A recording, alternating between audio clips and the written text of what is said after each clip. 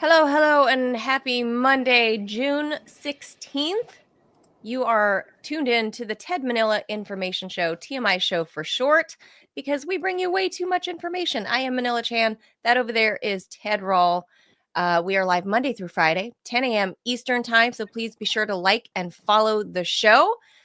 We are producerless today. Producer's got some personal things going on. So if we miss anything in the chat, please bear with us or say it multiple times. Post it multiple times if you're trying to get our attention. I am trying to go back there and look at the chat as often as I can during the show. So bear with us if we miss anything. I'm sorry, and we will give IOUs to any questions because I know you guys often post questions in the chat. But we are down one person today. But we thank you for being with us. Again, please make sure you hit the like and follow button wherever you're consuming this content. It really does help the algorithms and helps the show. We're trying to reach another threshold. If you're watching on YouTube and you have not yet followed the program, please be sure to hit the subscribe button because it is free on YouTube to hit the subscribe button, and it really helps us with our metrics. And it'll help this show keep going in the way of ad revenue. So if you're not in the position to donate, do the super chats or whatever, all you got to do is subscribe, and it will How really, about just really get a help. job? How about that? How about get a job, work hard, and tithe us 15%? Oh, like Pretend the church. like we're God. We could start our own church, Ted. I don't know what it would be called, but we could do that. It would be church. It would be the TMI church, where we would give you too much information about your mortality and your sinning. We would tell you how gross and disgusting you were. Well, that's Catholicism, basically. That's good. Yeah, I was going to say a lot of shaming is covered in Catholicism already. Yeah, they got to us. They have a 2,000-year head start. They got a real big head start. So anyway, on that note, actually, that's going to be kind of tangentially related to one of the topics that we're going to cover later today in the program is how disgusting we are as human beings. So disgusting that we're shedding, like, you've heard of shedding pheromones, Ted. I think people have heard of that. You know, like babies, the reason people love babies generally is because they shed these pheromones off their skin and their heads, and it triggers this tribal animalistic instinct to want to love it and protect it. Yep. Even if it's other people's babies, you can still, like me as a mom, that portion of my brain hasn't like weaned off yet. So when I smell other people's babies, I'm like, I want to care for you. I want to take you in. This is the opposite of that. This is when you're repulsed by other people. Yeah. Completely repulsed and have an actual physiological response. It's not, you might love their personality, you might love their looks, but your body is literally starts to fall apart when you get near them. Your body, people who are allergic to other people, that we're going to be talking about that. Your body literally rejects the other person, whether it's scent, not by sight, but all the other senses and other things too. Is it too early in the show to say jism?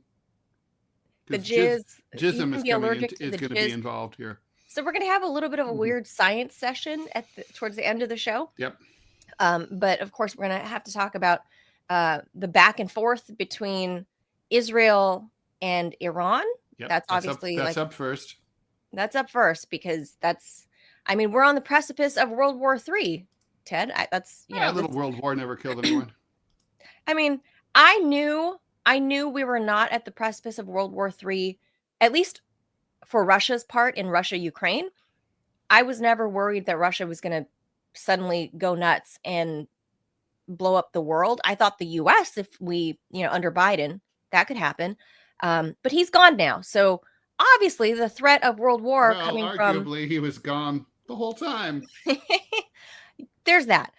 But I think the threat of World War III has greatly diminished as it pertains to Ukraine. But this, I would say, can drag the U.S. into a whole world of shit. So we'll talk about that. And then we'll talk about, cheapening U.S. citizenship despite all of these ICE raid protests. It's going to be expensive. Well, cheapened. but not. U.S. citizenship for sale officially online now. Yeah. So we'll talk about that. And some more DNC infighting, because these folks have not figured out why they're not popular. I think that's maybe if they stopped being selfish shitheads who only cared about themselves and lining their pockets, maybe that would change. Tomato, Ted. Taste is subjective. But the DNC's got some real problems with their new leadership.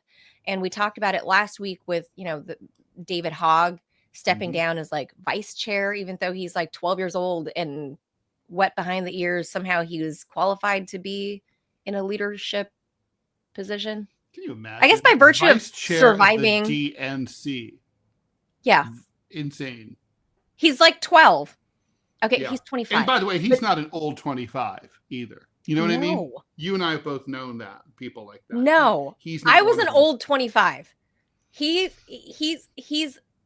like a child 25. Mm-hmm. And I feel, that's a whole thing. Yeah, so he's not even a man-child. Trouble. He's just a child. No, the DNC is in a world of trouble. And I can't believe I found myself defending him last week. But anyway, we'll tell you what's going on with the DNC. And why, personally, I think this highlights why they're destined to fail in 2028, because they're going to have nobody to put up but Gavin Newsom. Yeah, we'll see. But remember, they're not going to have Gavin, because I'll make sure of that. They're going to have to find someone else. No, I have the receipts on Gavin. I know that. Well, that and no, I mean it's going to be. I'm going to make it my business. So for anybody who's currently watching, who's working on Oppo research for a possible Democratic opponent of Governor Newsom, call me. Anyone who's considering running as a Republican candidate in 2028 against Gavin Newsom, call me. Oppo research. I'm standing by. I'll take your call 24/7. Let me know. Well, that would be exciting. There you are. So anyone listening for 2028, or anyone that knows anyone that's going to be working on 2028, because we already know Gavin's planning on that. For sure. Ted Rall's got some receipts to show you. I do. So with that, let's head over to doing the news. Iranian missiles have struck Israeli cities of Tel Aviv and Haifa, destroying houses and fueling concerns among world leaders at this week's G7 that the conflict between the two countries could lead to a broader war in the Middle East. Hey, guys, let me give you one way that you could actually help fix this and reduce the chance of World War III. Make it the G8 again. Bring Russia back. Russia is currently poised to negotiate something between them. They've talked to both the Ayatollah and to Bibi, and they're both taking their calls. Both sides respect Putin. So maybe Putin is already publicly calling for an immediate ceasefire. And Trump says he's into Putin's negotiation. So why not, so excluding the one power that's in the best position to mediate this conflict from the G7 is just another reminder of the stupidity of what they did when they kicked them out. Anyway, Israel's Magen David Odom emergency service said that 4 people were killed after strikes at 4 sites in central Israel. 87 more people were injured. The dead include 2 women and 2 men, all about 70 years old. Authorities in Petah Tikva, near Tel Aviv, said that Iranian missiles struck a residential apartment building there, charring the walls, blowing out the windows, and heavily damaging a few apartments.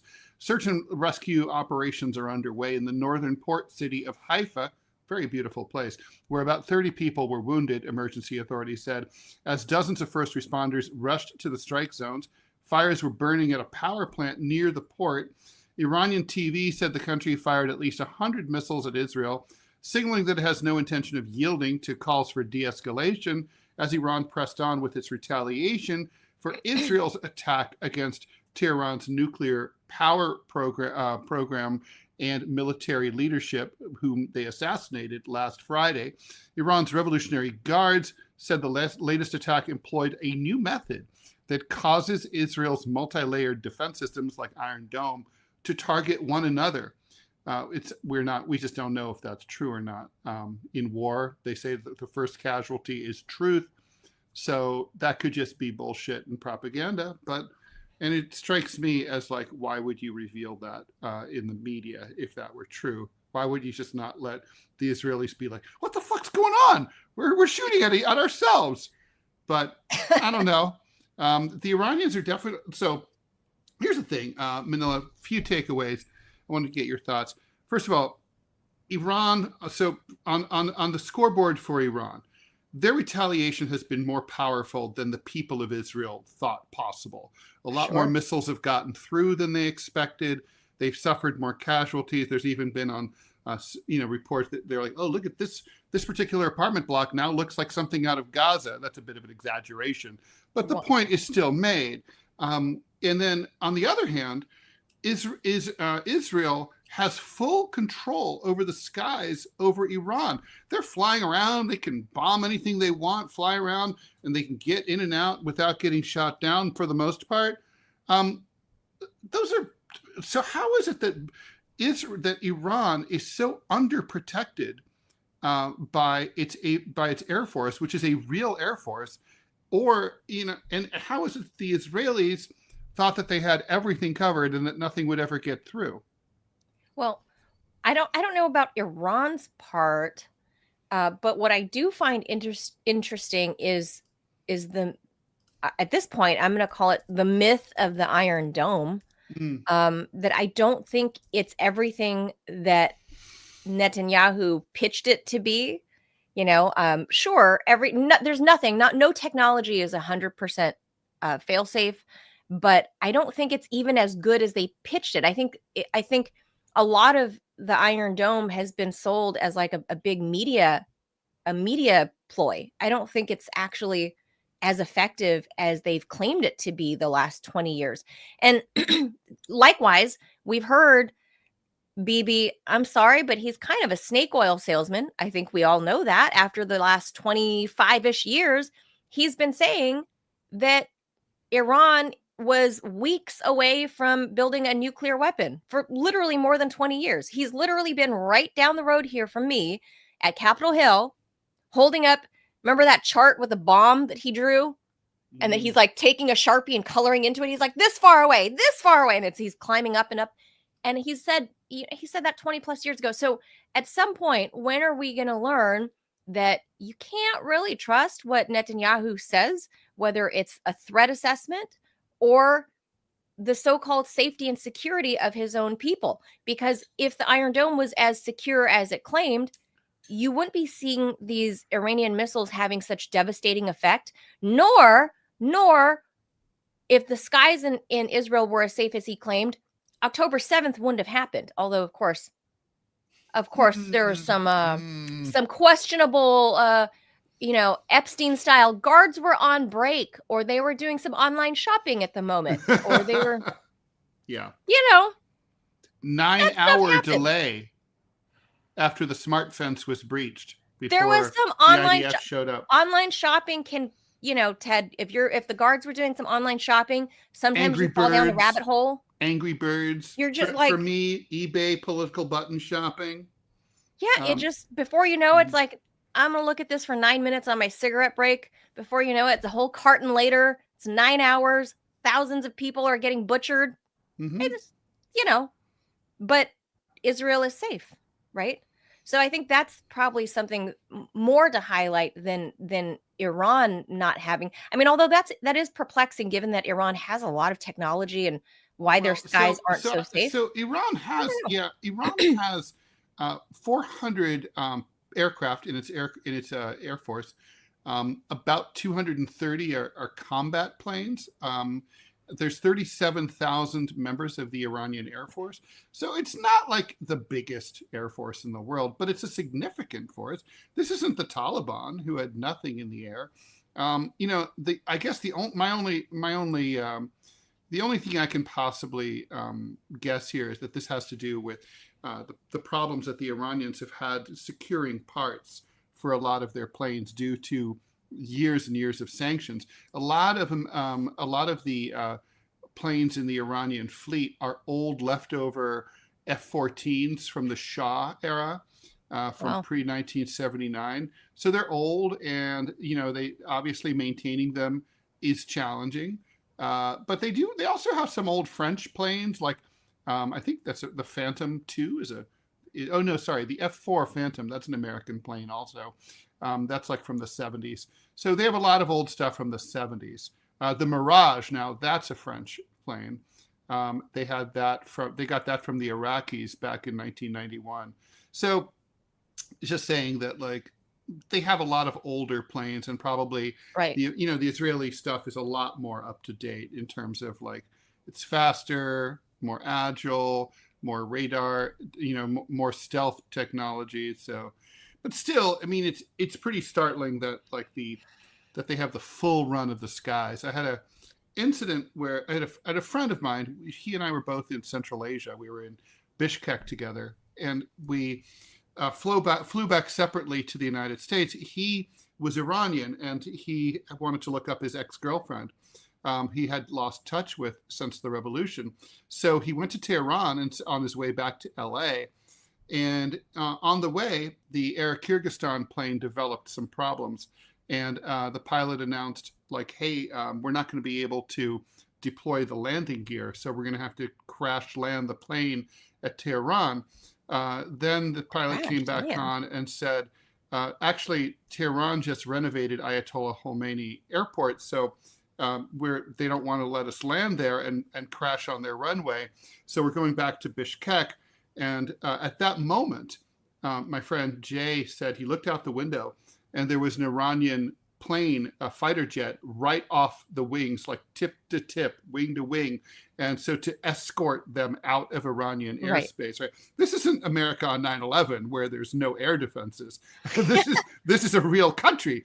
And they escorted them back out of Iran, and they flew back to Kyrgyzstan.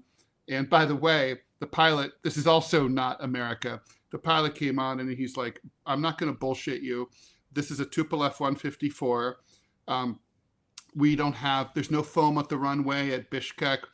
I'm going to burn off as much fuel as I can before we land, but we're all going to die.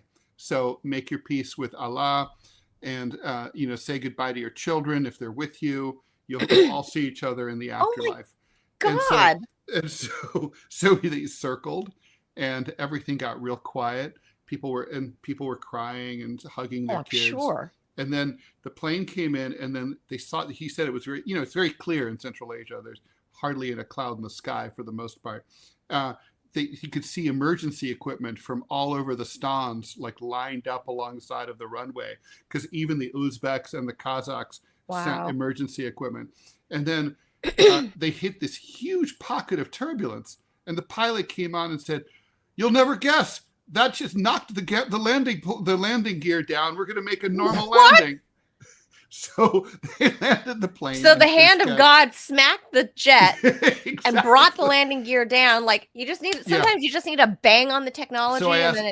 So I asked Jay, so what did you do? And he goes, well, what do you mean? What did I do? He goes, they WD-40'd the plane, and we got back on the plane and we flew to Tehran. I'm like, he goes, what would you have done? I'm like, me? I'd be like, I'm loving the bus.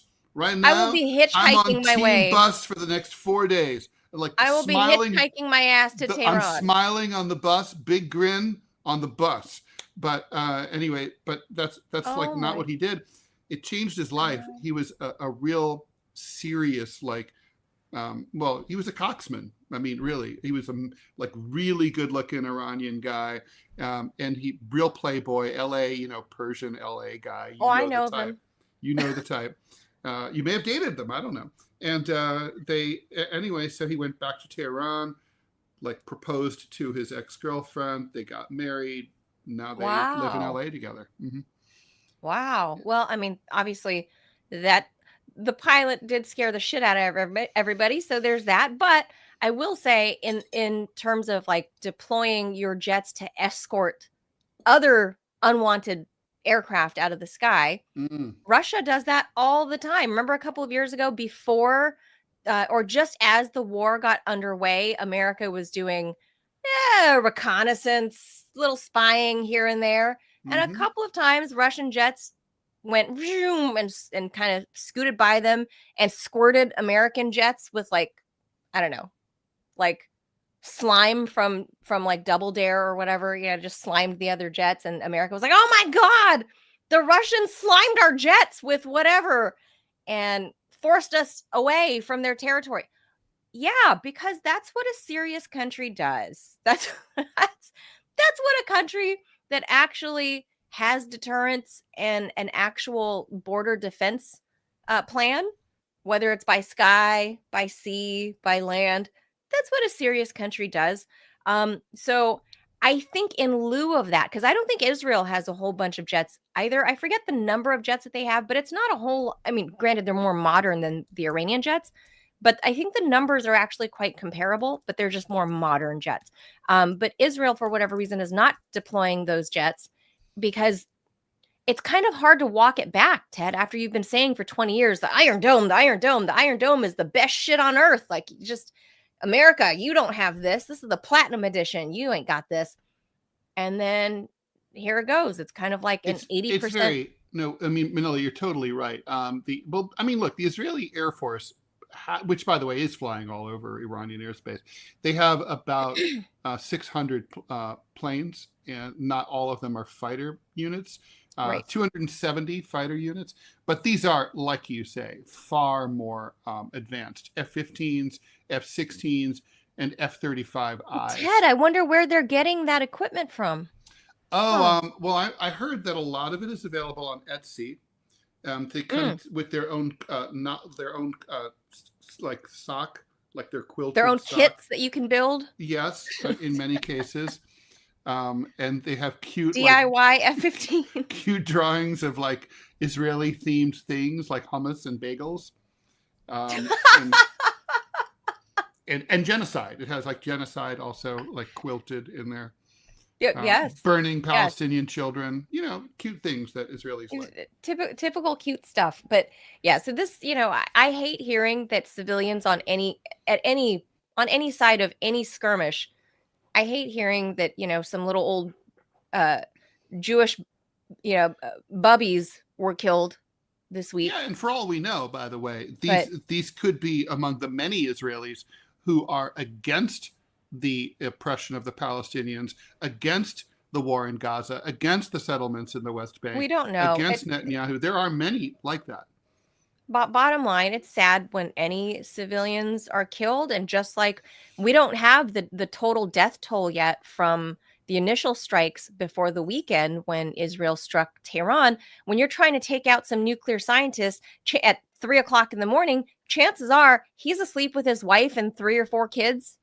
Mm-hmm. And the kids were killed too. So I just hate. And the neighbors, I mean, whole sides of the apartment. And the firefighters who try to rescue the neighbors and the whole thing.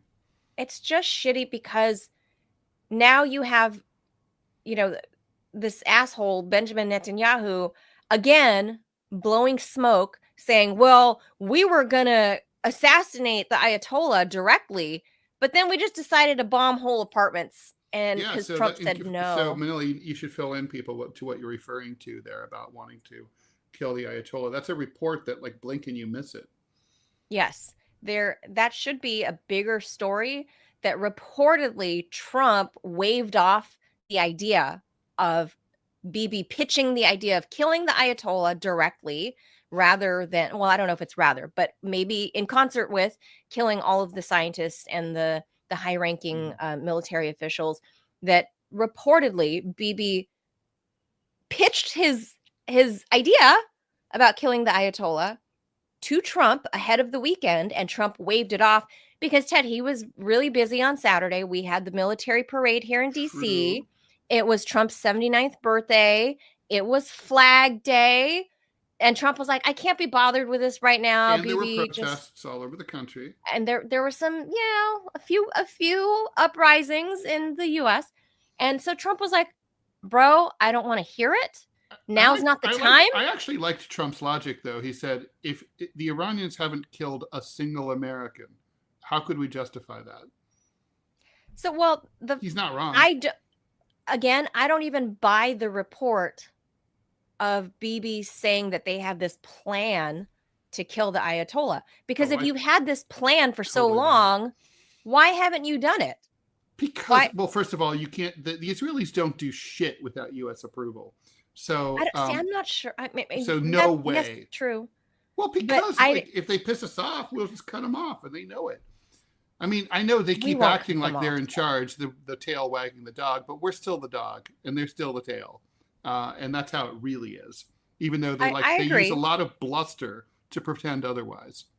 Right, but my point is, I don't believe that Netanyahu actually had a real, Mossad assassination plan in place to kill the Ayatollah. He's probably the hardest man to get to. Bomb him. Right. They just needed to find out his location. And don't forget all the times they tried to do that to Saddam. I mean, we lost count of how many times. They dropped a bomb on where they thought he was. But, man, he was a sly dude. He never was there. Well, he had a lot of body doubles. He did, but another really interesting thing about Saddam is, he grew up very poor. He was from the mean streets of Baghdad. He was a street kid, and so one of his shticks was he was always on the move, and literally he would show up at someone's house randomly who didn't even know him, and literally his guards would show up and say, "Okay, prepare dinner. The president of the republic is staying with you tonight." It's like what? He's just a normal bed or a cot, guest bed, he's just crashing. Jennifer convertible, anything, it's fine. And literally he's crashing. And then he'd hang out with them and he'd leave them like $1,000 the next day. Thanks a lot. See ya. Now the thing is, thanks for the hospitality. But it's a superpower if you think about it, right? So first of all, what happens, right? So if that person tells that story to everybody. And they're like, you won't believe this. Like, Saddam was here last night, and he was awesome and funny, and he was down home. He didn't need anything special. He ate our food. He was grateful. He was polite. He put my grandson on his lap. And we have selfies. And honestly, he was, by all accounts, all of those things. And so that spread his legend. But also, when you spend hours with ordinary citizens, they tell you ask them hey, so what's troubling you? And they're like, oh man, the price of eggs is killing me here. Health insurance is so expensive. Yeah. So then he had a really good sense, of what was really going on with the people. Could you imagine an American political leader doing that? Can you imagine if Hillary Clinton had done that, spent every night for say a year living with ordinary New Yorkers, she would have been elected president because she would know so much about everybody. We'll save that for the DNC segment, but to your point about Saddam doing that obviously would make him hard to track, number one. Did. And number two, plus you accidentally, while you're hosting dinner, you accidentally become a human shield, Ted. So that's exactly correct. So there's that. So be wary if Gavin Newsom knocks on your door, California. If the governor shows up and is like, hey, what's up, bros? Especially if you have a hot young daughter. Be careful. Oh, hey, what's up, bros? Want to go tan together? Let's hang out. Be careful. You might be a human shield. Awesome. Moral of the story. All right, let's move on here. The Trump administration has a new website up. So if you were thinking of buying American citizenship and you have $5 million lying around, it's live now. So this is the so-called gold card. But is it only you? Is it only you, Ted, or does that come with freebie passports for your spouse and children? No, it's only for your ass. So if you're married and you want your plus one to show up, you got to pay $10 million. Oh. So anyway, the website's up. It's the gold card. And so you submit your age, where you're from, your email, your family status. And then there's the card, which is hilarious. It's literally this cheesy Photoshopped card of a gold card that says 5 million on it. It looked like something like a rapper would have come up with. So is it like a credit card size. It looks like. Yeah. Don't leave home without it. It has Trump's face on it, a Statue of Liberty, a bald eagle. I don't know. She probably has some missiles, a Grand Canyon, like Budweiser, all the symbols of America. The Green Bay Packers. And he said this provides permanent residency. It's like a green card. Wealthy people will be coming into our country by buying this card, he said. They'll be wealthy and they'll be successful and they'll be spending a lot of money and paying a lot of taxes and employing a lot of people. And we think it's going to be extremely successful.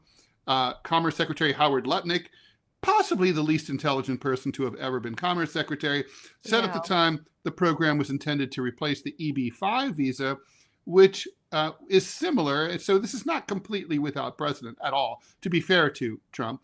That was for people who spent $500,000 and created at least 10 jobs.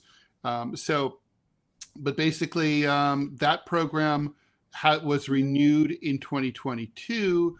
And so eliminating that would probably require congressional approval. So at this point, I would say if you've got that $5 million lying around, I would save it for now, because you might turn out to be like, oh, this is about as valuable as your bachelor's degree from Trump University.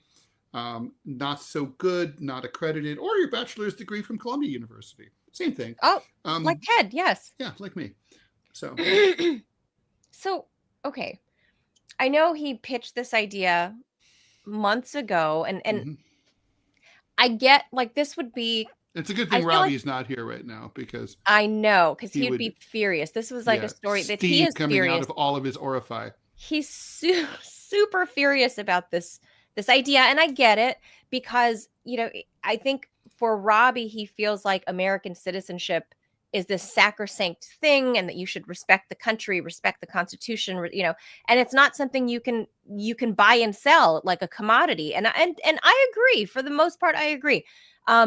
The whole concept, the premise that Trump had for developing this, and I feel like this is such a Trumpian idea that I don't think it came from any of his advisors. I don't think it came from Howard Lutnick.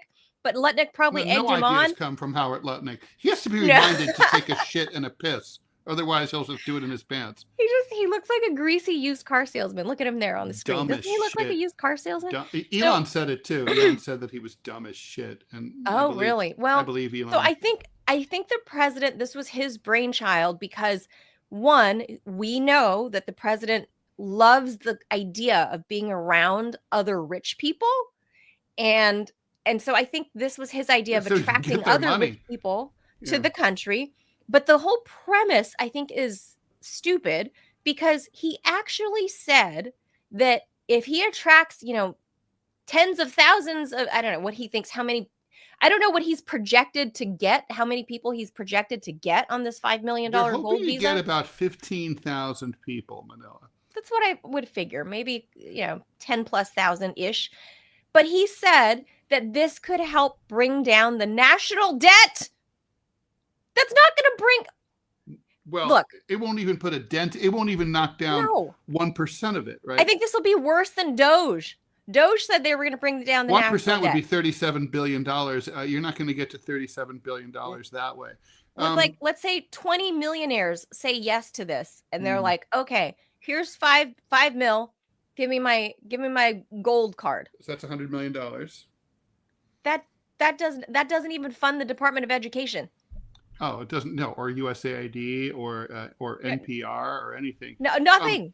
What's Well, here's the other thing too, right? Like, so if you have the kind of money that has $5 million just to burn, the odds are that you don't really need a green card or U.S. citizenship. You're doing great in the Republic of Eritrea or wherever you are. Okay, you're fine. You. Why would you need to move? If you feel like coming to the United States for a few months, get a tourist visa, and you can still buy an apartment here and, in South Beach or whatever. There's just no, it's kind of like, it's not much of an incentive, I'd say, You can buy, I forget which Caribbean island, maybe it's St. Croix. maybe. I forget which Caribbean island, but they basically, I think Trump stole the idea from them because they have something very similar. Like if you have, and it's much cheaper. Like if you got like, if you had like $10,000 or something, you can buy your a citizenship, full citizenship, and get dual citizenship to wherever you're from with, let's call it St. Croix, because I can't remember off the top of my head. But Look it up. one of the Caribbean islands, you can get full-blown citizenship for a matter of like 10 grand. And then so if your home country, let's say, is on the partial ban list like Laos, if you're a rich Lao person, you got 10 grand, drop it in St. Croix, get their citizenship also, and then come to the US with a tourist visa. Boom, boom, bam, done. You saved yourself. I just saved you 490,990,000. Is that right? 990,000. This is bad math.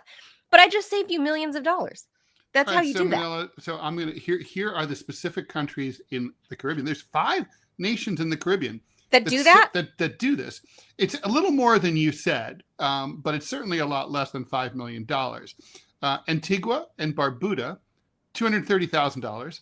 Been there, love that place. They drive on the wrong side of the road, by the way. Don't like that. Dominica, 200 grand.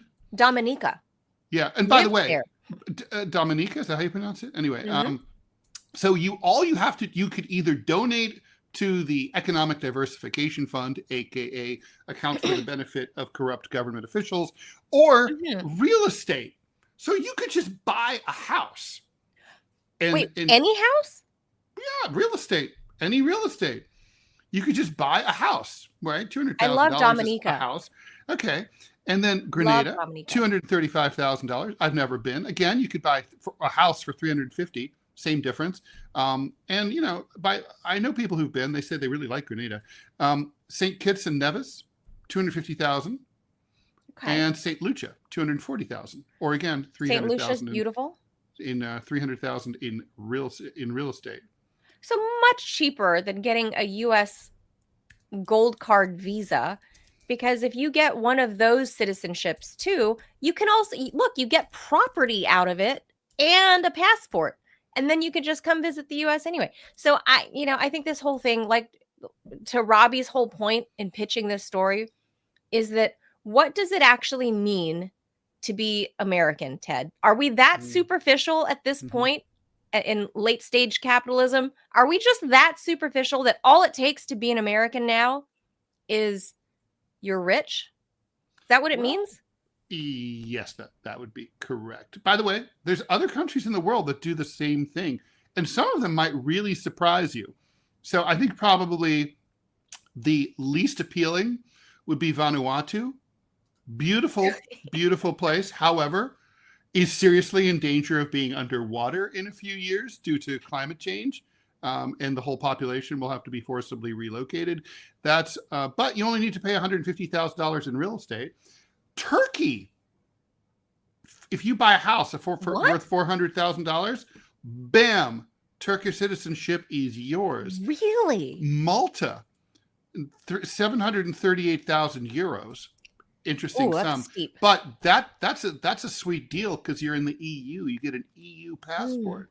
That's pretty good. That's steep. That's really steep. It is, but it's also and Jordan, $750,000. You couldn't pay me. Egypt, $250,000 or $300,000 in real estate.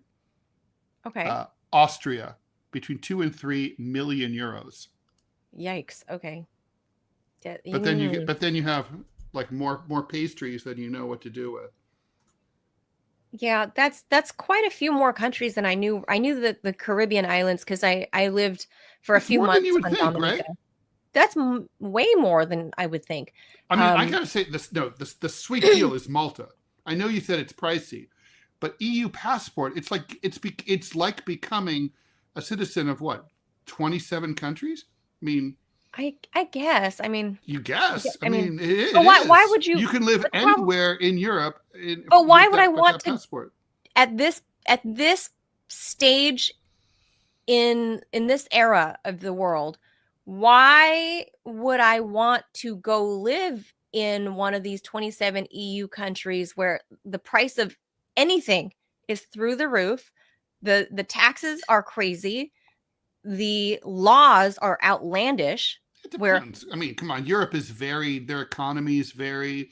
How much it costs. Sure. You'd be But the surprised, countries that Manila, I would want at to how cheap it go is to live in some places. You should check out the real estate listings in like southern France.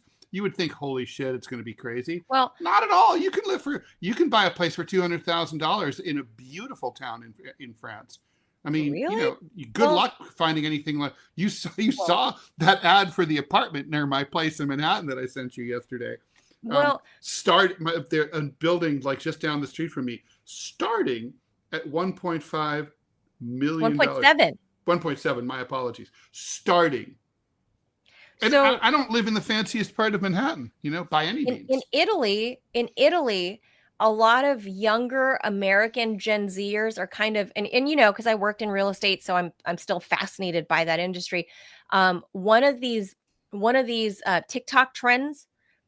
I don't know if you can do this in Italy if you get citizenship, but there are some towns like, I don't know, like in the south or I don't know, in like Sardinia, like these way off places away Yeah, from yeah, yeah, yeah. Tuscany, away. In You Sicily, can there's move some to places like that. Yeah. you can move to buy, you know, one of these villages, buy one of these ramshackle old, very old like cottages or homes or Usually a whatever. stone house. Yeah.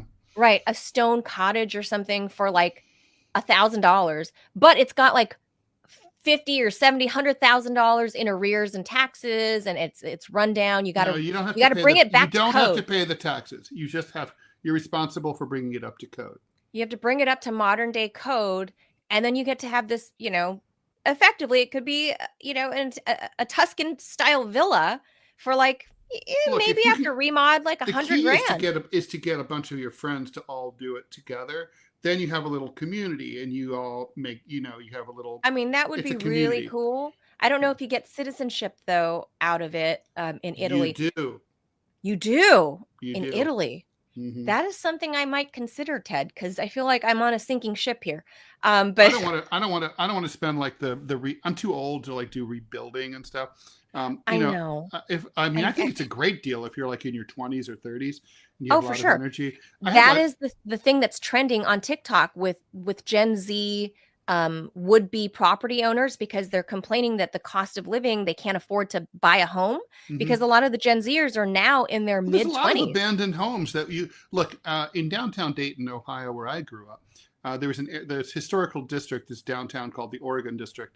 Back in the 70s, the city did the same thing. They sold people houses for $1 that were just abandoned pieces of shit. And basically the deal was we're going to come back in 5 years and it's got to be all up to code. And if so, Okay. you get to keep it. And if not, well, you got to go. So so people did it. And now those houses are worth, I mean, it's the hip, cool part of Dayton. It's expensive Wow. to live there. There are a lot of people who bought a house for $1 that now they are now sitting on top of $1 million or a $2 million house. A $1 Um, million house? sure, absolutely. So it's like, Wow. so the point is, and that's in little Dayton. You could do this anywhere.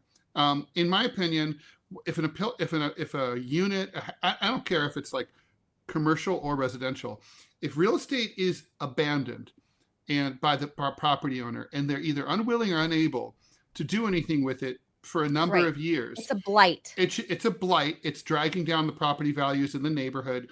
of It should be everyone else. seized under eminent domain, and it should be put up for one of these programs to either yuppify the neighborhood or convert them into housing for the homeless and poor people and so on. I Get like them I the usually fuck don't like off the eminent streets. domain. I usually don't like eminent domain, but in instances like this, the realtor in me This is what eminent domain agrees. is really for. This is when it should be applied is I'm like if against there's it. been Like if no they're, activity on the I'm against property. it. Like when they're like, oh, building a freeway and they want to knock down your building because they want to knock down your building because they're building a freeway. Fine, but they got to pay you. Right. Above and they tell you it's market value. That is all bullshit. I mean, we can go back to the 1950s when they were building in the Chavez Ravine when they decided to move the Brooklyn Dodgers to LA and they got rid of whole neighborhoods in the 1950s and into the 60s. Whole at that time you could still say they were villages of Mexican Americans, and they raised the entire neighborhood to build what is today Dodger Stadium, and those people got pennies on the dollar of their homes. Yeah, that's bullshit. And can you imagine, like, today's property value? And I sold some homes there before I moved to DC. The property values in that area, I mean, that is now a multi-million-dollar Elysian Park and Highland Park. Those are now $1 million plus. Like, you can't get into anything plus below $1 million. By the way, Peter on the chat saying friends did that in Sicily with an old farm outbuilding. The problem was the endless regulations regarding rebuilding it into a residence. It took them a decade to actually get the permits. So it's not a year in Provence; it's a decade in Provence. But that's, that makes sense. France would be the same thing, I'm sure. The regulation, the bureaucracy in Europe is crazy. To Peter's point, that's what some of the videos on TikTok and Instagram, these young Gen Zers, like I said, like I started out saying, was they realized they got in over their head because they hadn't researched the regulation, the local laws. They're Americans. So they come in thinking of like this American, like, oh, I know American, basic American residential laws. Well, you're different. You're in a different country. You're in Italy. You're in Sicily now. Or wherever, if you're in Provence or wherever. But they were citing, it's still cheaper. They still say, it's so much sweat equity, but they're saying, I will never be a homeowner in America because I can't go to Elysian Park and buy a $300,000 house anymore. And, a starter home. I can't buy that. I can't afford that, even if that existed, which they don't. So they have to move overseas and they work remotely. So, they're getting their EU citizenship. They're buying some old broken down dilapidated villa for $1,000 or whatever. But then they're stuck there realizing, oh shit, this is a lot more than I bargained for. But in the end, I'm out $100K versus but also 700 years of your life. And time matters. I think, and especially if it's a lot of it. Well, like we said, these are Gen Zers. They're like your son's age. These are the older Gen Zers that are a few years older than your son. They've got some time. Time's on their side. So, well, we know they're certainly not having kids. Well, that's right. So or sex, right? We know they're not having sex. They can dedicate it to living life under the Tuscan sun or whatever for their $1,000 villa, Right. So yeah, I mean, look, and get a who wins from all this? If and when they ever adopt a kid or whatever, that kid will inherit it. It'll be, my parents were hardworking. They did all this. Sadly, they died just like it was like a Jean de Florette, Manon de Sceaux tragedy. Fell down the well, hit over the head by rocks. God. They fell down, but they left me this Tuscan villa instead. And now I'm living large and growing hydroponic weed in the backyard. Oh my God. Yeah. Well, I mean, that's I don't know. Since I'm unemployed and not it's not picking up any steam anytime soon for me on this employment side, Ted. Maybe this is a conversation I need to have with my husband about moving to. Maybe. Some small town in Italy. Yeah, let me just tell you though, it's. I mean, you're getting a little old for that. Anyway, let's move on here. The leaders of two of the nation's biggest and most influential labor unions have quit their jobs in the DNC, the Democratic National Committee. Randy Weingarten, who's the head of the American Federation of Teachers, the AFT, and Lee Saunders, president of the American Federation of State, County, and Municipal Employees, also known as the AFSCE, are going to quit the DNC. Yeah, the AFSCE stuff. Both, by the way, this kind of blows me away, Manila. Did you know that the head of a labor union could be on the board of a political party like that? I did not until literally today. I honestly think it's all part of the incestuous nature of American politics. Of course. It's obviously allowed, but it shouldn't be allowed. It's unethical. No. I mean, imagine if you're conflict of interest. I mean, the AFT and AFSCE, they have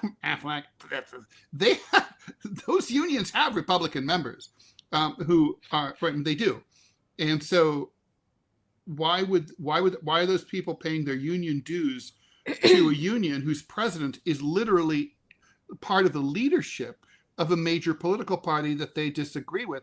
And obviously, this goes the other way around too. I wouldn't, if they were on the board of, if they were on the RNC, same thing. Like, it's just wrong, right?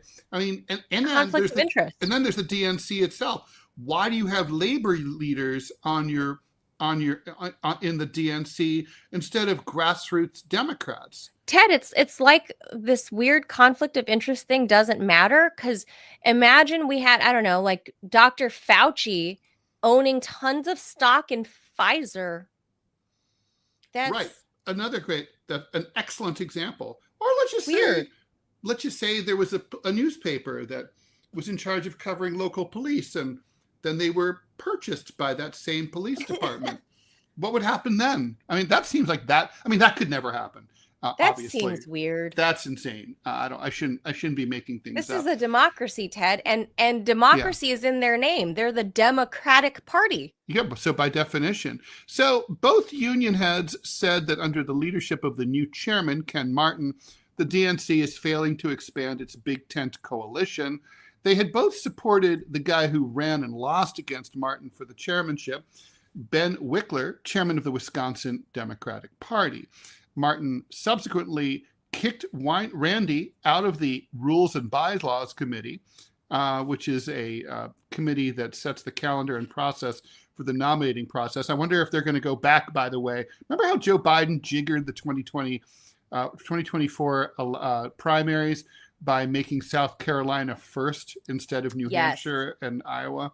I wonder if they're going to go back to the old ways. He can get wind beneath his wings. I would say his old, tattered, skanky wings, his liver-spotted wings. Oh. And anyway, Randy wrote that she would turn down the offer to be back onto the broader committee, but not on the Rules and Bylaws Committee. She said, I appear to be out of touch with the leadership you're forging, and I don't want to be the one who keeps questioning why we're not enlarging our tent and actively trying to engage more and more of our communities, she wrote. Her union has 1.8 million members, and I'm sure not all 1.8 million of them are Democrats. Saunders' union has 1.4 million workers, and he also said no. So look, the DNC, between this and we're not going to get into the David Hogg thing again, or I guess we can, but I don't want to. But the DNC is in mad disarray. There's no sign. I mean, now it's, you sort of expect a certain period of settling out after a defeat, especially a big defeat like we saw last November. But a spanking. It's now been over 7 months. And you would I think you would normally expect that by now the dust would have settled, and that the party would be starting to, find its feet, find its new footing, develop a new strategy, and be moving forward in a way that didn't make it look like a clown car. But clearly that's not the case. Clearly the recriminations and the internal strife within the party are completely unabated.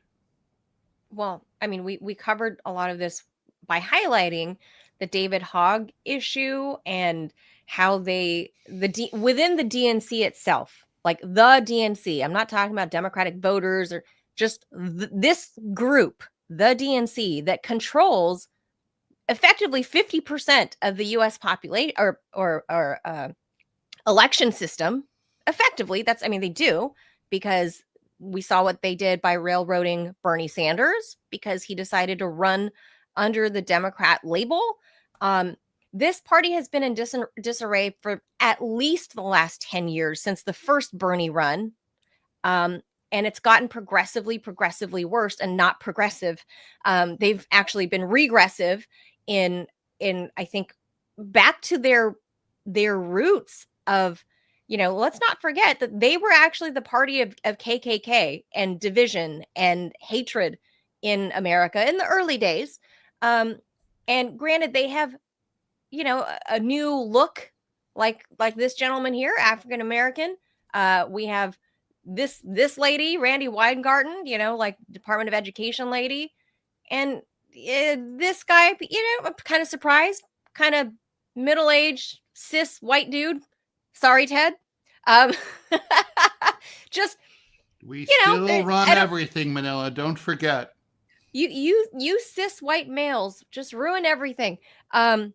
So they have all of this, and they're like, saying, Who's the gay porn star on the right I side of don't the know. picture? That's what the Gen Zers look like now. That's their Oh. look.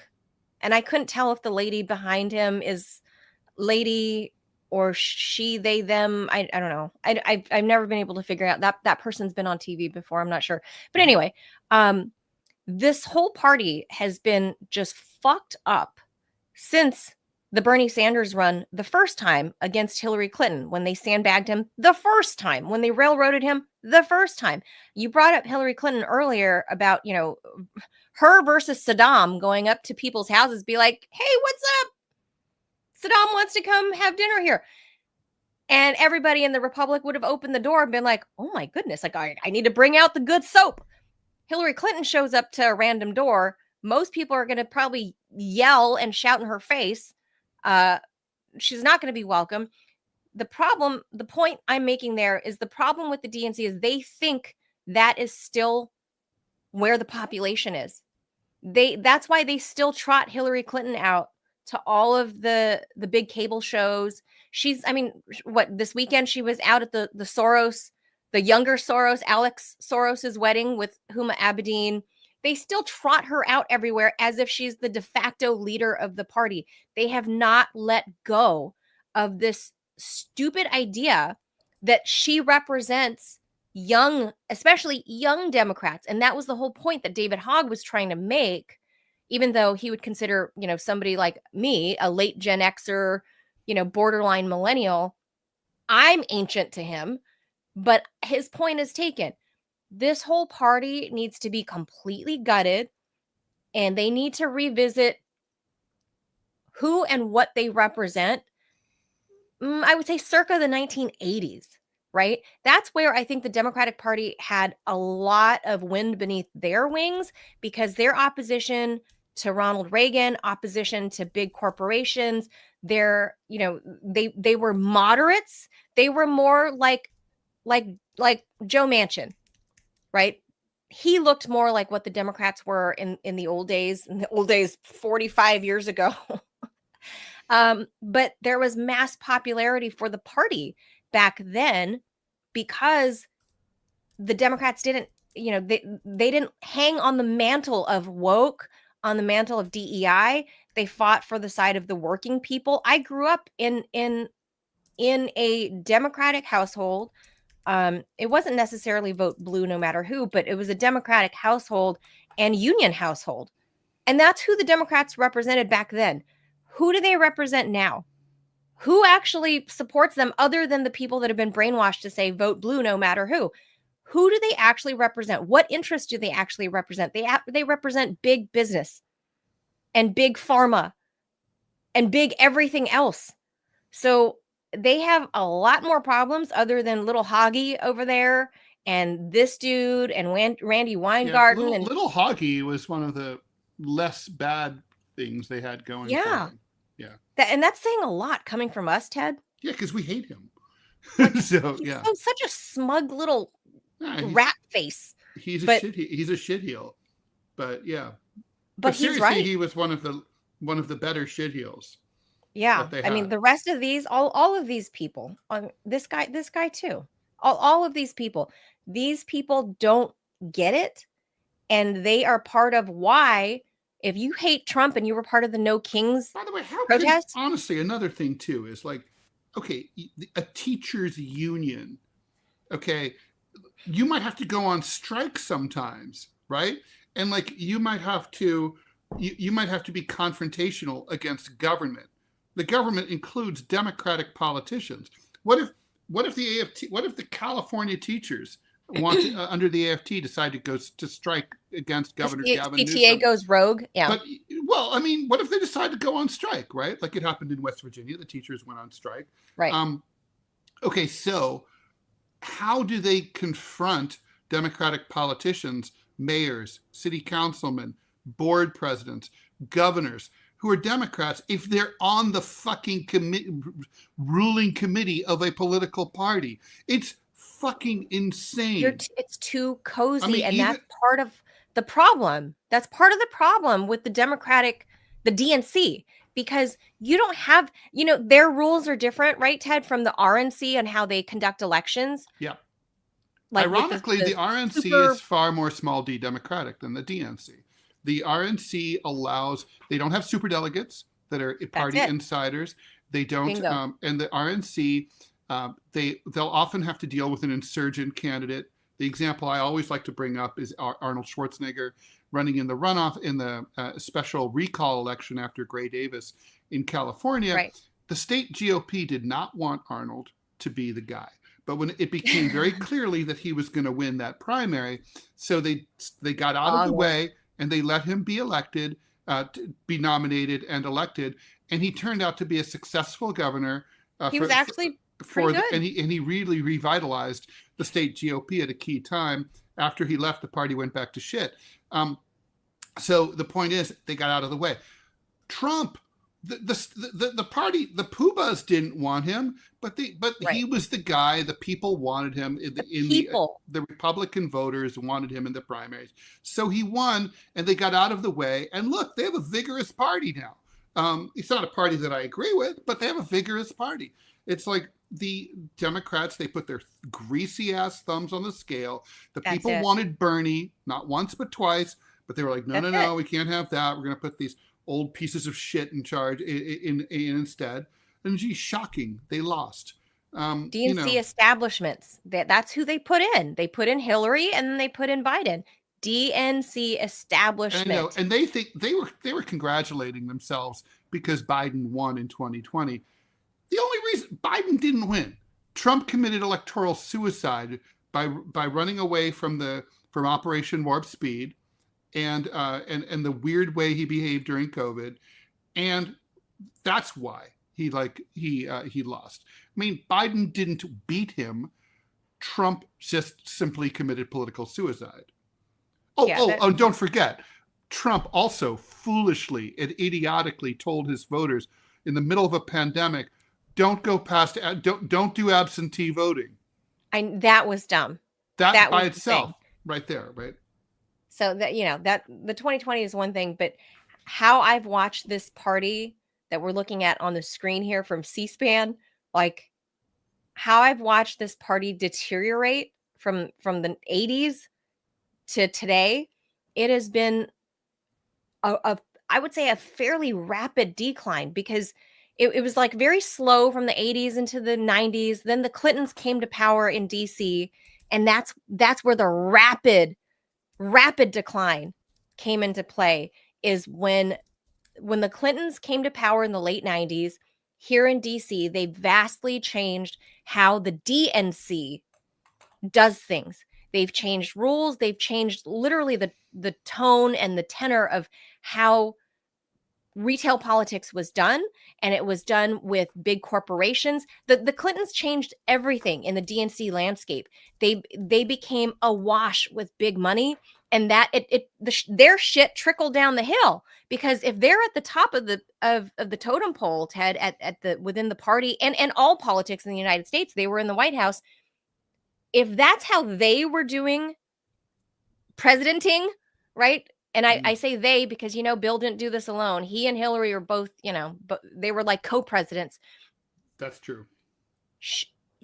If they were willing to swim in big money, the shit rolls down the hill. Everybody else at the bottom of the totem pole within the party said, oh, so that's what we're doing now? I want to swim in money too. So everyone wants to swim in money. I want in on that.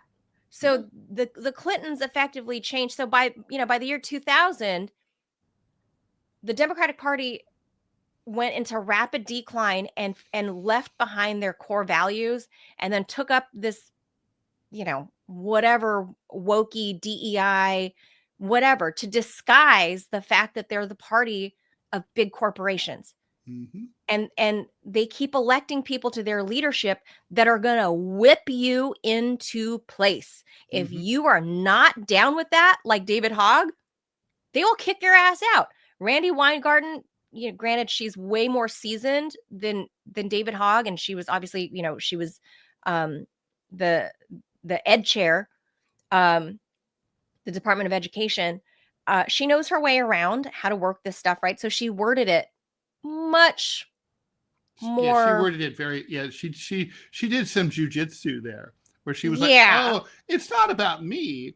It's about like, oh, you guys just don't want to be diverse enough," which is like a great way to be like racist, sexist. She's like, I don't want to get in the way of the way you're doing things.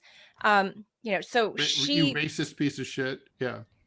So she's stepping away, but again, that's showing her fealty to the party by not fucking outing them and saying, fuck you. This is why you guys are tanking. This is why this shit sucks. I'm out of here. Drop the mic and go. She didn't do that. David Hogg's doing that, but she's not. She should, because she wields power. Randy Weingarten wields power within the party. Never should have been there in the first place, Randy. It's a bad look. And finally, last but certainly not least, though they are extremely rare, some human beings suffer severe immune reactions to other people. These often misunderstood conditions don't just affect your health, but also your work, your relationships, and generally everything you do in life. But how does this all unfold? What causes it? No one's really sure if they're true allergies or something else.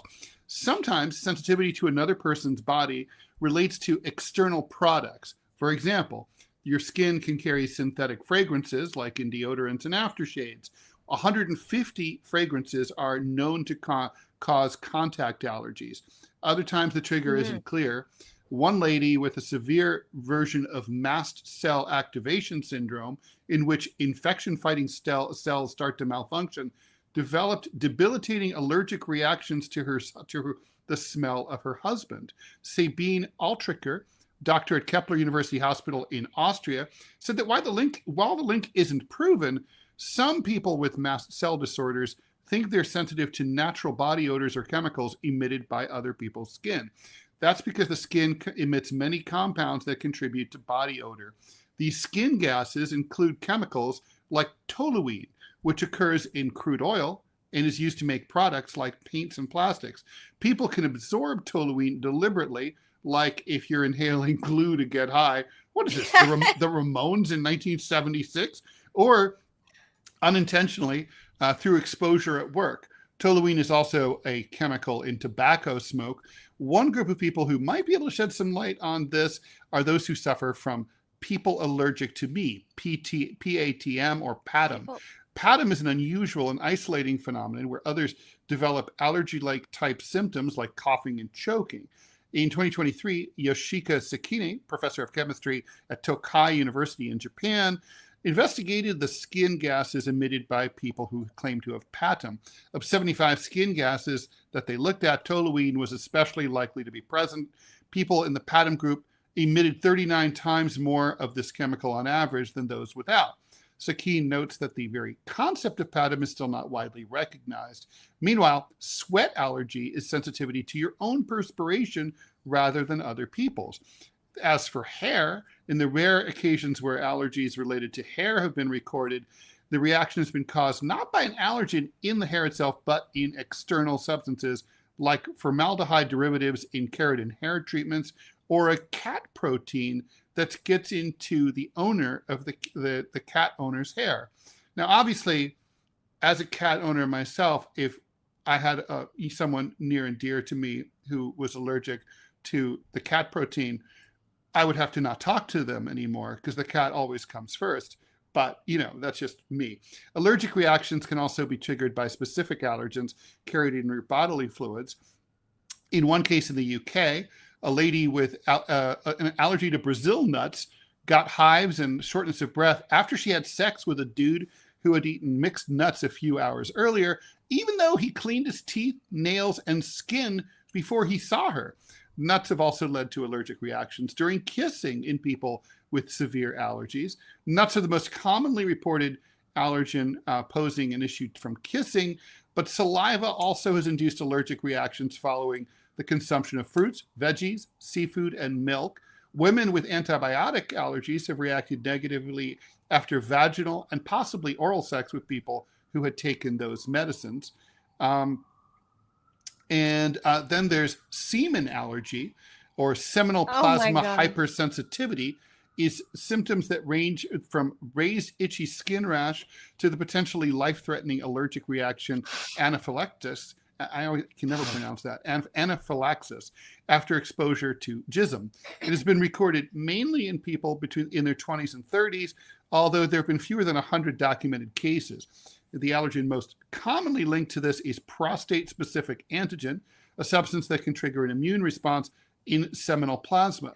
I bet that's what Joe Biden gives off, and that's why Jill is like, no boning. There. No boning. This is the fluid, apart from jism, that makes up the majority of jism, and the allergy is to a protein within it rather than in the sperm itself. Cases of semen allergy can be local or systemic.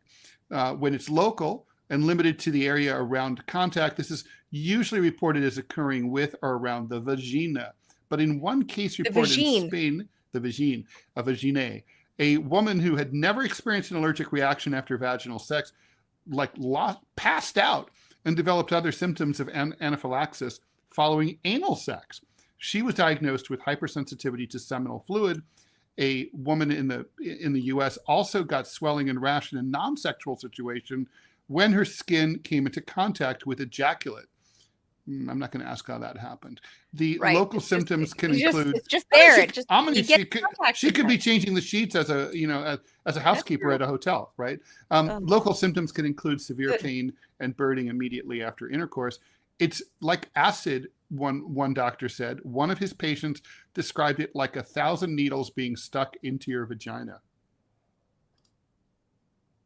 What? Now you know. Now you know. So next time you find your vag burning and I've developed you'll know a semen allergy. Well, it could just be a UTI or an STI, but what the fuck? So okay, I get it. There's allergies. By the way, this is the part. If Robbie were here, I'd say so. This is where we know intelligent design isn't real, because if there were a God, or if there's a God and he's not stupid, he wouldn't design us to be allergic to each other's. Well, yeah, but it's only no. I'll stand up for Robbie here in intelligent design. Is that maybe God didn't intend for those idiots? Oh, good point. To reproduce. Mm-hmm. He probably could have just sent them. So he probably just could have written some writing on the wall or sent some locusts or something. It's so few people. I mean, I think it's rare, but seriously, on the serious point of this, Ted, a lot of Asians, I should say, not even just me, a lot of Asians have very sensitive skin. I had bouts of eczema when I was starting at 12 or 13, something like that, in the kind of prepubescent era of my life. And it was traumatic. I was allergic to everything, in makeup. And when you're 13, 14 years old, that's when you're experimenting and playing with makeup. I found out I was allergic to, I forget which, I just know now when I read ingredients, I kind of know what I can or cannot put on my skin, which is basically why I live life, makeup free most of my life outside of better. It is better. When I was on, outside of being on TV, they had to buy special makeup for me because I was allergic to everything. Not as much as I was when I was younger. This wasn't a jism based makeup. It was not jism based foundation. It was, but although it was non-animal based and hypoallergenic stuff. And so I have these skin allergies and even now, I had some itching going on. I don't even know what I came in contact with. It could be fabric. Yeah. You never really know. Yeah. You never really know. But the thing I want to highlight here is this was, in let's say this was 1992, it wasn't that common, right, for a 12-year-old to go see a dermatologist, not about acne, about severe skin allergies. I was allergic to everything. I suddenly became allergic to bananas. I suddenly most fruits that I was eating. You mean topically or when you ate them, and how did that manifest? But I had anaphylaxis to some things and I had skin allergies. Passed out? I mean, I couldn't breathe and I would get hives and like breathing problems. So they, at first we thought I was asthmatic, but it wasn't that at all. It turns out I was having a low level anaphylaxis response, Can an you make immune bananas response. now, or do you? Now I can, because I kept reintroducing it to my system little by little. Or maybe you just stopped being such a puss. That's right. I told my body, man up, bitch. And that's what happened. No, but the in all seriousness, the incidence rate of Americans with more than topical skin allergies and just general allergies to foods, like the nut allergies, has exploded. Going to school in the 80s, we never heard of a kid having a nut allergy. There weren't stickers on the walls everywhere at the cafeteria about you can't bring nuts to school. You can't bring a PB&J to school because kids are allergic to nuts now, like at an unprecedented rate. You can't have classroom birthday parties anymore like you did in the 80s because you might have, nuts on, some kind of ingredient that is nut based in some of your foods that you bring to the party. So I think a lot of the research I've seen, I think what I've noticed is just that with Americans relying so heavily on eating highly, highly, highly processed foods, it has kind of changed. And obviously I'm no doctor. I'm not a medical professional. I'm just a nosy journalist that likes to do deep dives into stuff. And I feel like there is, I don't know, correlation is causation, but I feel like here the incidence of Americans relying so heavily on ultra processed foods, we have removed the human state of eating real whole foods, natural foods, that our bodies are no longer familiar with these natural elements, because all we eat is packaged and processed shit. Unlike people like, let's say, I don't know, in any poor province in India, right? They don't have these kinds of allergies. They can eat everything and their teeth look better than ours. Something is going on. And I would say it has everything to do with the American diet and why we are so allergic to everything, to the point that now we're getting allergic to each other. We're getting I mean, you're totally right, Manila, that we know that, studies have shown that that those are a cause. Another contributing factor, however, might also be that we grow up in these sort of antiseptic environments when we're children. Right. People who grow up like in a more rural, exposed to animals, as kids are much less likely to develop allergies or to become sick in general. And the numbers are clear. Like I just looked those up, right? So food allergies went up from 3.4% in the late 90s to 5.1% in the late 2000s. We don't have more recent data, unfortunately. Now it's like in the double digits. Asthma was 9% of American kids by 2021. That's 3 times higher than in the 1950s. That's right. Even hay fever, it's about 25% of all adults. It was single digits in the 70s in most of the U.S. So eczema, a lot more eczema. That was all me, those eczema, things. and if you look on screen, so this animation, like the swelling of the lips and tongue, I had all of that. Those are symptoms of anaphylaxis from eating a fucking banana. Of being on TikTok. That's right. That's. I used to wish there were times where I see the women with the duck lips. And I go, fuck, I wish I had my banana allergy a little bit, because then my lips would swell up and I would get it for free. But then it came with, difficulties breathing and maybe you should try some plantains. You never know, that might work. No, I'm not allergic to anything anymore. It was tomatoes. I could only eat cooked tomatoes.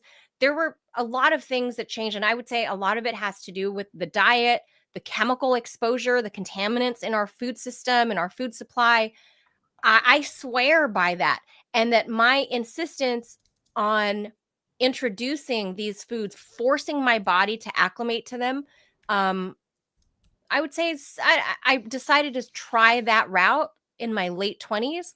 And by the time I reached like very early 30s, after a couple of years of consistent trying, I no longer have food allergies, That's my skin fantastic. allergies. I mean, I've really forced myself to be around ragweed, be barefoot out. I've just really forced myself to kind of confront these things that I was allergic to, because I lived in one of those Asian grandma households where there was plastic on everything. Everything Mm, got bleached, everything got over cleaned, over sanitized. So hmm I lived in this like HEPA bubble, right? Where, because they're like, Right. oh, that's not clean. You have to leave your shoes outside. You can't ever, don't share food with friends. Don't. It was all of these don't. And as it turned out, it weakened Yeah, my immune it's system. really not good for you at all. It Yeah, isn't. like So antibacterial soap is not good for you. that's right. And During the you pandemic, need it became you more need the popular than germs. ever, and I still see people with the little tubes attached to their purses and backpacks on the subway. But get rid of those. Throw those away. And On the subway. antibacterial soap is bad for you. On the subway though, Ted. Throw Eee, it, just like don't touch the homeless eee. people, except for sex. That's okay. What, sex with the homeless Well, people? yeah, they fuck the dead people now on the subway. It's totally cool Oh my now. God, New York City. Yeah. Oh, New York City. Oh, New York City. Okay, so with that, now you guys know about this weird. What's the acronym? PATM. Pat them. P A People T allergic P A T to M. Me. something. Me. So Yeah. yeah, because those are the It's a handful. pretty bad acronym, I gotta say. Well, the Yeah, acronym's a lot okay. of It's what it stands for is terrible. Patum it's sounds okay, that's but dumb. it's what? Right. I agree with that. That the People acronym allergic to itself, me. It's like tarded.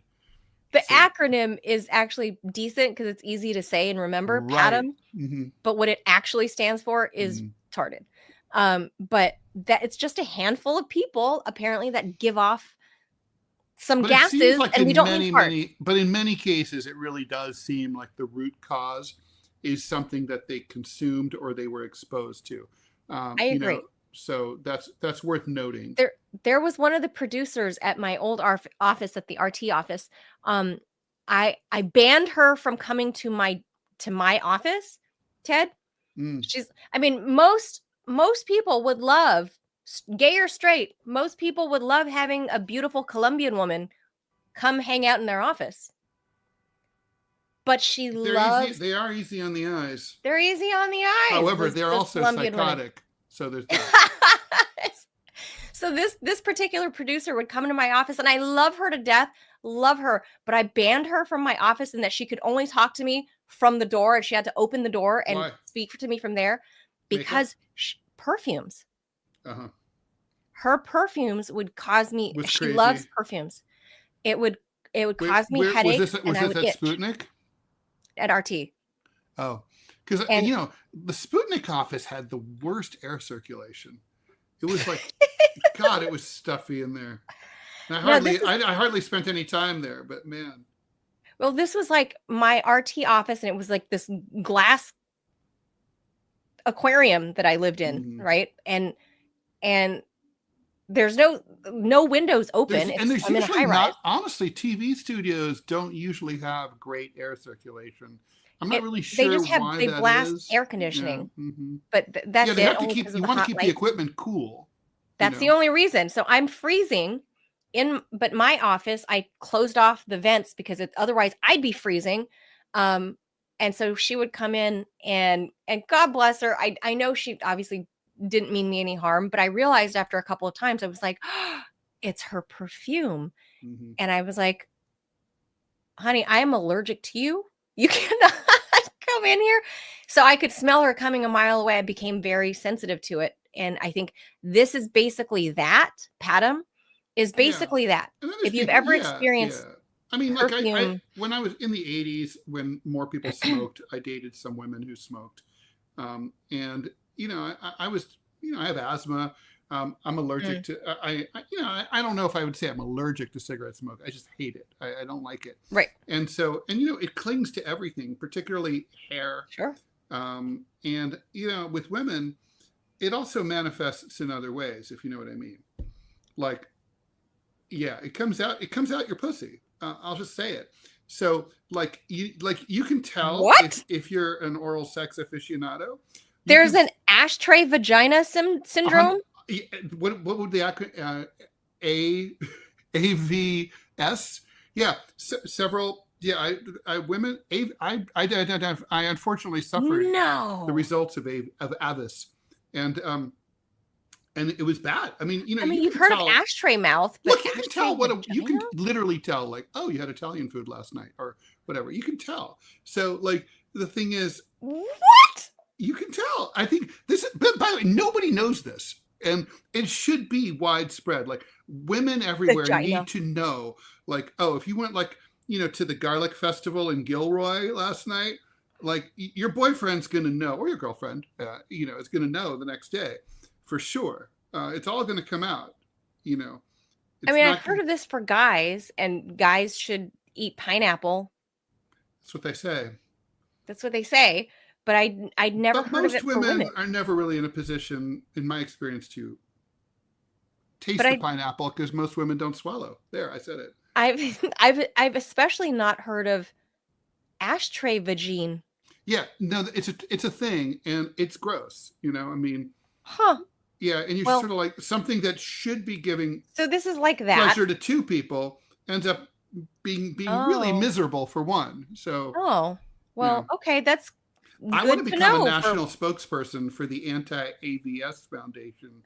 I'll be doing. You got something. Could you imagine, like, a congressional testimony? You need to show up to in Congress. Need to show up to, like. I can't imagine that. That's the thing. You need to show up. Millions of Americans are suffering from AVS, also known as RC for rancid crotch. You need to show up to the annual OBGYN conferences and give speeches about AVS. True. Right. Because I don't think those doctors have done enough research because I've never heard about it. No, nobody knows. I mean, I think I've never heard about it. Lady smokers don't really realize the damage they're doing. I used to be a smoker. I never knew. Yeah. Huh. I never knew. I mean, it's an act of cruelty on par with the genocide in Gaza. Geez, I mean, I've heard of the smoke in my hair, but there's a lot. I mean, downstairs. You know how there's all these adulting websites and books. I mean, this is all because there's so many things that nobody talks about, and that, like, are really important to know about in life, but no one tells you. And this is one of them. We can write a book about that. You know, seriously, one of my like, girlfriends. That'd be great. One of my girlfriends that I wish someone had told me. Right, because they're taboo for whatever reason. So one of my girlfriends, when I lived in Dubai, one of my girlfriends, I had never seen a woman breast pumping before. That was the first time I've seen it in action, right? And I'm over there banging away, writing an article, and she's sitting up, on my couch, and I hear the machine going grr, grr, grr, grr. And I'm working on a story, and I turn around and I look at her, and she told me she's pumping. She's like, "Do you mind? I'm gonna pump." And I said, "No, not at all." So she's pumping, grr, grr, grr. And I turn around to say something to her, and I realize that her nipples are doing this. Splash, splash, splash, splash in every direction. What? Yeah. Did you not know this, Ted? No. Did you guys think that our breasts are like cow udders that it's just... Yes. No. How does it work? The nips are porous all around and different. Every woman has a different, like, nip they're all pattern. Different, right? There's the big silver dollar ones. There's the little dime ones. No. But the actual nipple itself, not the areola, the nipple. The nipple itself is not like a baby bottle nipple that has, like, one hole and it just pumps out the milk. Oh yeah, I guess there's little pores around it. Secretes. You have pores, and every woman's pores on her nipple are specific to her boob. But anyway, there are hundreds of little holes. So when she was pumping, I was going. So it's more like a shower head then. Yes. So I was going, "Oh my God, what's wrong with your tit?" There she blows. She was like, babe, what are you talking about? Because she's Aussie, right? And I'm going, Oh my God. why is your nipple splashing milk in every fucking direction? And she goes, that's how it comes out. And she's like, yeah, I was really weirded out about that too. I wish somebody had told me this. And Yes. I was like, and I went closer and I went to look and I went, oh my God, it's coming out in like a shower. Like just, oh So my God. She's a sprozzler. So obviously then one day I became a mom. And Mhm. sure enough, I looked down like, Same thing. well, fuck. That's no And one tells us. Have you ever discussed this with other moms? No, because Mhm. I don't know. It just with her, that was like 15 Mhm. years ago. And then with me, and I was like, well, fuck. That it's not a cow udder. It wasn't just her boob. It wasn't a defective boob. That's how nips work. And well, mine don't work anymore because they don't, mine are replaced. They should be closed. Oh, right. Good point. Yeah. With the mastectomy. Like mine won't ever do that again. But they serve their purpose, 7 years ago, 6.5 years ago. And I saw it myself. And I've asked other girlfriends and I said, yeah, everyone's like, well, yeah. And I said, well, how come no one's ever fucking told us?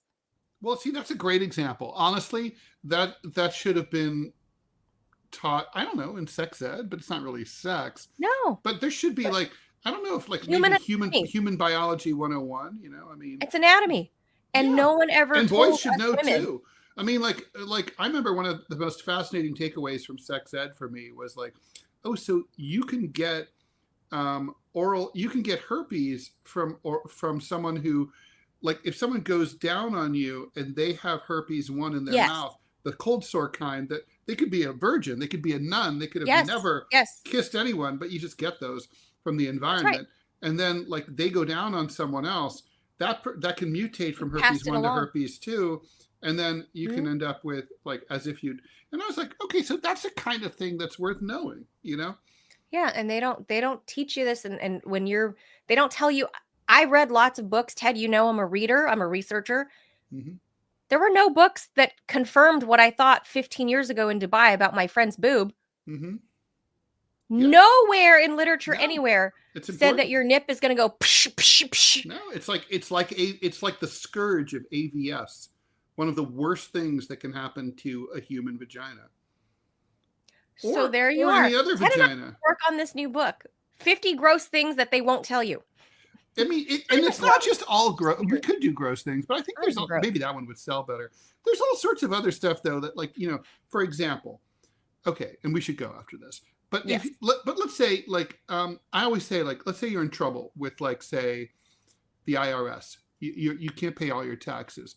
Or let's say you owe a credit card and whatever, you're not going to be able to make your payment.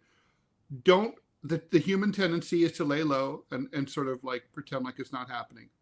Don't. Always pick up the phone and call them. Always pick up the phone and call them. It always helps. If you get sued, always show up in court.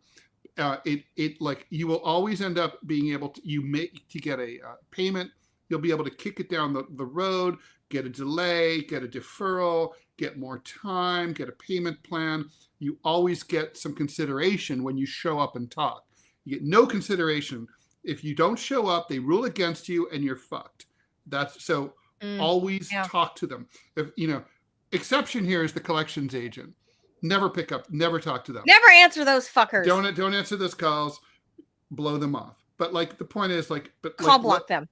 But if you're broke and like, you're oh shit, I owe the IRS, I owe them, I don't know what to do. They will do a payment plan. And it's not bad, by the way. The interest is low.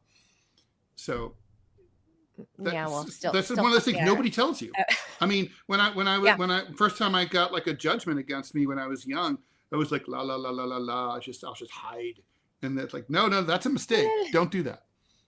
Yeah, maybe 50 things that young people need to know. Also, never borrow shit tons of money to go to college. Never. You'll never be able to pay it back. You can borrow a little bit, but not a shit ton. I borrowed some, and I'm closer to 50, and I'm almost done paying mine off, Ted. Wow. I'm in the 5-digit range now. I was 40 when I finally paid mine off. And it's only getting in the worse 5. because, you know, the older we get, the younger people pay much higher percentages of what Yeah. they're going to earn. I'm now within reach. I'm in the 5-digit range. So yeah, college. Okay. There you Wow. are. So yeah, All right. it's taken this long, Ted. Really Okay. has taken this long. So anyway, now you guys have had too much information. You found out about being allergic to people. You found out allergic to or ashtray vagine. Mm-hmm. You found out about nipples. Yep. Women's Sprawling. nipples. Mm-hmm. How it be spraying. Mm-hmm. It's not a cow udder, people. Mm-hmm. Ted, you're a parent. You're a parent. How did you not know this? She wouldn't let me. She wouldn't let me near her tits. You know, I don't know. Oh my God. It's appalling. Once the kid came, I never saw those tits again. You know what I mean? Ted, I'm appalled given how like curious you are and the fact that you were a husband, you're a dad. Mm-hmm. I'm appalled that it never dawned on you or you never. And, yeah, you of all people. And my ex, she wasn't like I'm surprised she never said anything about it. That's what I'm saying. Women don't talk about it. That's why if I hadn't been sitting there writing a story and turned around to look at my friend pumping over there, I would have never known to think that or to ask it. So there you are. Maybe a book in the works, guys. All right. That does it for us. Thank you for tuning in on this Monday. All kinds of weird shit happening this week. So we'll see if we don't get dragged into World War III because by all accounts, Benjamin Netanyahu is really, really lobbying President Trump to join in. Yeah, President all Trump. The cool kids are doing it. I don't think Trump's going to fall for that. So anyway. I hope you're right. I don't know. He's been duped a lot. Oh, yeah. So, you know. Bye, everyone. Adios, amigos. Bye, Thank Manila. you. See you tomorrow. Hit the like button. Bye.